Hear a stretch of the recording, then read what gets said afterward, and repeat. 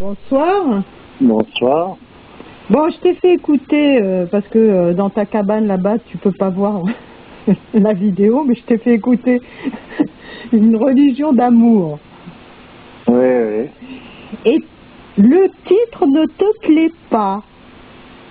Ah, ça me plaît pas, c'est une façon de parler, mais c'est qu'à un moment donné, il faut être précis plutôt dans ces choses-là. Déjà, il ne peut pas y avoir, une religion ne peut pas être autre chose qu'une religion d'amour, dans le sens que elle tire sa raison d'être dans le principe en question, c'est-à-dire dans l'amour comme tel. Chaque religion, il y en a pas une qui est une religion d'amour qui pas l'autre. Donc, elle tire toutes leurs principes de cet amour du même principe. Voilà. Alors c'est clair qu'une religion est toujours une manifestation de l'amour. Oui, mais moi, j'ai pas dit une religion d'amour au détriment des autres. Moi, quand j'ai dit une religion... En fait, c'était sous-entendu, normalement, c'est une religion d'amour, parce qu'avec toute la mauvaise cote que l'islam a actuellement, il me semblait intéressant d'appuyer sur certains points qui sont passés sous silence la plupart du temps. Tout cet aspect de tolérance de du prophète de l'islam, paix et salut sur lui, eh bien, on n'en parle pas.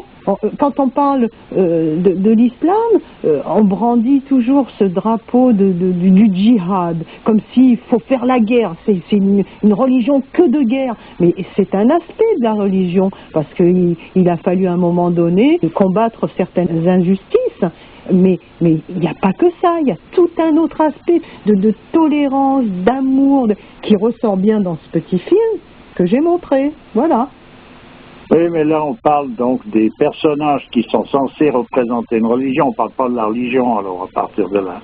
Ben, ils sont représentatifs de la religion. Oh, s'ils sont censés représenter une religion, c'est une chose. Après, est-ce qu'ils sont à la hauteur de leur tâche, c'est une autre affaire. Mais ce qui est intéressant à savoir, c'est qu'est-ce qu'une religion en tant que telle, indépendamment de ceux qui la représentent.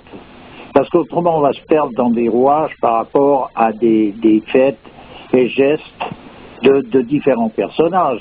Moi d'ailleurs, je comprends ça. Pourquoi? Parce que ça m'est arrivé jeune. J'avais de la peine à avaler toutes les bondieuseries, parce que comme les seuls personnages qu'on pouvait rencontrer, c'est des moralistes qui n'avaient rien d'autre à faire que de dire qu'il fallait pas ci, il faut pas ça, ou il faut ça, etc. Qu'est-ce qu'on va faire avec ça? J'entends, c'est bien joli, à un moment donné, il est clair qu'on peut mettre les points sur les i pour exprimer certaines choses, dire qu'il y a, voilà comment on fait telle chose, ou voilà de quelle manière il ne faut pas toucher. Je veux bien, mais cette insistance constante là-dessus qui fait qu'il n'y a plus que ça qui est là, et il n'y a rien de beau qui apparaît, ça ne peut pas faire. Mais une religion, à un moment donné, quand on va essayer de savoir ce que c'est, moi c'est ce qui m'est arrivé, c'est comme j'ai eu affaire avec beaucoup de personnages incompétents dans le cadre religieux même, j'ai voulu savoir ce que c'était. Ouais. Oui, alors après, tu vois bien que c'est effectivement qu'ils sont encore plus incompétents que je pouvais l'imaginer. C'est sûr que tous ces gens-là, ils nous donnent un remède contre, plutôt. Voilà, alors c'est des représentants qui sont là pour... c'est comme un mauvais commercial, il défend tellement bien son histoire que plus personne ne veut l'acheter. Voilà, c'est ça. Alors dans un monde religieux, un religieux, s'il n'arrive pas à exprimer, à rayonner l'essentiel même de la religion, dans sa présence même, dans ses paroles, dans son attitude, s'il rayonne pas ça, il ne faut pas qu'il se mêle de venir se présenter là. Il n'y a aucune raison. Il n'y a aucune raison, parce que ça fait fausse note. Une religion est une manifestation de l'amour comme tel. Voilà. C'est sa raison d'être, d'ailleurs, c'est de manifester l'amour. Ouais. Voilà. Alors moi j'ai remarqué que dès qu'on parle d'amour, de tolérance, ça plaît pas. C'est pas cet aspect-là dont on a envie de parler. Parce qu'il y a toujours cette confusion entre les personnages qui qui se font remarquer par des exploits un peu discutables, et puis le fait de parler d'amour. Il est clair que si on regarde que les attentats qui sont perpétrés par des minorités, on en convient. Et que l'on va juger une religion par rapport à cette minorité qui se réclame de cette religion pour agir de la manière dont ils agissent, c'est bien sûr que là, on va plus parler d'amour. Il fait de ça, il faut parler de quoi? On est hors jeu là, ça sert à rien même de rentrer dans une polémique quelconque. Ça devient des points de vue individuels qui utilisent la religion comme un drapeau à brandir pour se cacher derrière en quelque sorte. C'est rien d'autre. À présent qu'il y ait des injustices réelles qui se manifestent, et qu'il y ait des gens qui voudraient en découdre parce qu'ils ne peuvent pas supporter ces injustices, ça se comprend aussi. Simplement, là, en l'occurrence, c'est jamais ça.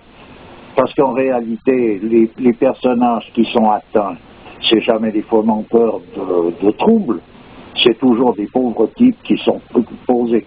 Il y a eu des bombes dans le métro, des trucs. J'entends, c'est tellement bête tout ça, qu'il ne faut pas nous parler ni de religion, ni de défendre une cause, ni rien du tout. Ça n'a plus de nom, tellement c'est bâtard. Voilà. Et là, il y en a qu'un qui exulte dans ces moments-là. Oui, bon, c'est sûr. Le diable. Oui, de toute façon. Lui, il frotte les mains, hein. C'est tout.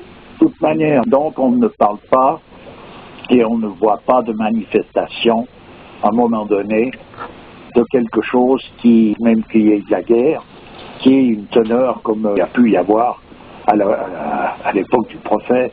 J'entends dans l'attitude. Il n'y en a pas un de ces terroristes qui a été s'attaquer au cœur du problème. C'est toujours été des pauvres types qui ont ramassé les coups, c'est tout. D'un côté comme d'un autre, que ce soit au nom du Christ, au nom d'Allah, au nom du bouddhisme, au nom de n'importe quelle religion, tradition, c'est toujours les pauvres types qui ramassent les coups, c'est rien d'autre. Ouais. Quand on a eu là l'histoire à Gaza, etc., il n'y a pas un pays qui est censé donc faire partie de la même communauté. On pourrait dire que les Palestiniens, ou qui sont donc aussi musulmans, il n'y en a pas un qui s'est déplacé pour venir dire aux guerriers d'en face, arrêtez un peu de massacrer ces pauvres types. Rien du tout, tout le monde s'en frotte les mains. Ouais. Personne n'en a rien à battre. Alors les uns défendent telle religion, les autres défendent une autre, et puis en réalité, cette défense et cette polémique, c'est ce qui se manifeste, c'est que c'est toujours une quantité de pauvres types qui y sont pour rien dans toutes ces histoires, qui sont en train de ramasser les coups. Et là, on ne changera pas l'histoire, on en est là, on en est réduit là.